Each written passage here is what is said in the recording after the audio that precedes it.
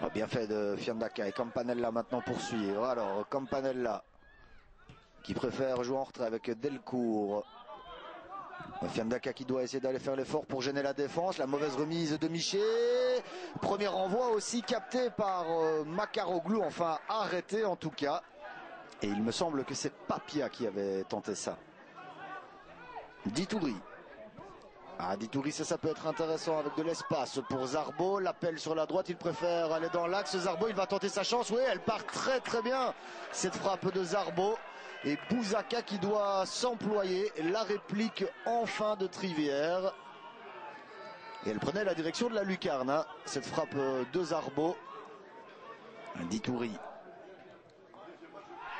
On réclame une faute de main. Est-ce que c'est dans le rectangle? En tout cas, monsieur Omra a donné le coup de sifflet. Ce sera un penalty.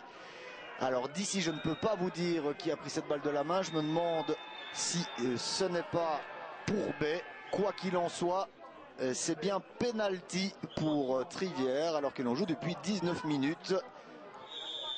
C'est parti pour ce penalty, le contre-pied parfait et c'est 0-1, but inscrit par Battaglia. Il n'a laissé aucune chance à Bouzaka. Et on va fêter ça auprès du banc du côté de Trivière. 0-1 dans ce derby, je vous le disais, qui sentait la poudre et qui est très très important pour les deux équipes. Campanella. Avec la sortie un peu hasardeuse de Makaroglou. Alors Topal en retrait. Papia. Est-ce qu'il peut centrer Papia? Oui, au premier poteau.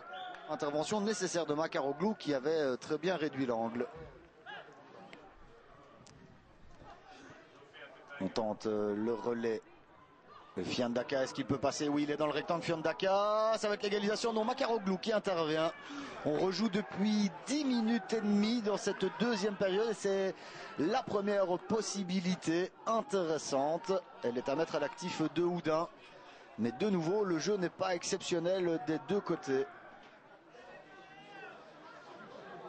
Topal qui a essayé de prolonger pour Ogello. Papia. Alors, il peut écarter pour Lacroix. Le centre de Lacroix, c'est un centre-tir qui n'était pas très très dangereux pour Makaroglou. Campanella, il faut s'appliquer sur ce coup franc. Il prend la bonne direction, oui, et lobe Makaroglou. Makaroglou qui était vraiment très très mal positionné dans son petit rectangle. Et il rentre directement cet envoi de Campanella, un partout. On joue depuis 65 minutes, les compteurs sont remis à 0. Et il va y repenser, hein, sans doute Makaroglou à ce but. Erreur grossière du portier qui n'est pas content sur lui-même ou sur ses coéquipiers, ça c'est à voir. Campanella et Pintus sont conciliabules pour savoir qui va botter ce coup franc. Ça avait plutôt bien réussi à Campanella juste avant. Il va la laisser à Pintus celle-ci. Pintus, magnifique, ah, c'est incroyable ce qui se passe ici à Houdin. En 3 minutes, les hommes de David Marani qui inversent complètement la tendance à chaque fois sur coup de pied arrêté. Makaroglou qui se fait avoir 2 fois ici, il ne pouvait pas faire grand chose, il était vraiment très bien botté ce coup franc. Et Campanella qui a bien fait de la laisser à Pintus, 2-1. Cette partie qui vient complètement de changer. Encore un coup franc pour Houdin. Jusqu'ici, ça a plutôt bien réussi à l'équipe. Campanella, une tête. Il y avait Papia qui traînait dans les parages. Et également Schilacci. Ah, décidément, les phases arrêtées inspirent les Houdinois. Battaglia. Alors, Battaglia qui passe. Il a levé la tête, Battaglia.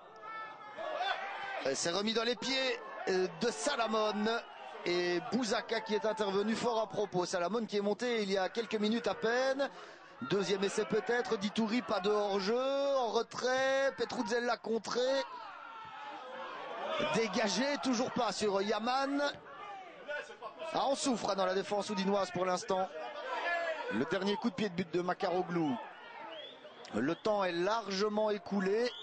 Et voilà le coup de sifflet final de monsieur Omrin. Score final 2-1. De superbes coups francs côté houdinois, ce qui a permis à l'équipe de David Marani de se libérer par la suite. Alors que Trivière avait tout en main pour aller chercher les 3 points.